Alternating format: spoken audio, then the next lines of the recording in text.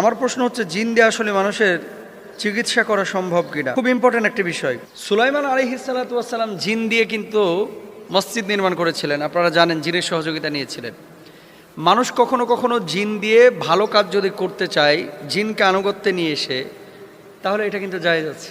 তবে হ্যাঁ, বদজিন যেগুলো আছে এগুলোকে আনুগত্য করে এগুলোকে কাছে নিয়ে এসে মানুষের খারাপি করা, এটা কোনোভাবে জায়েজ নেই। কিছু কিছু ফাউল কবিরাজ বাংলাদেশে আছে যারা বিভিন্নভাবে উল্টাপাল্টা তথ্য দিয়ে পারিবারিক ঝামেলা বাঁধায়। মহিলা এসে, মানে আরেকজন মহিলা যিনি অসুস্থ, তার কাছে জিজ্ঞেস করেছে, আমার হাতটা দেখে বলেন তো যে আমার কি অবস্থা।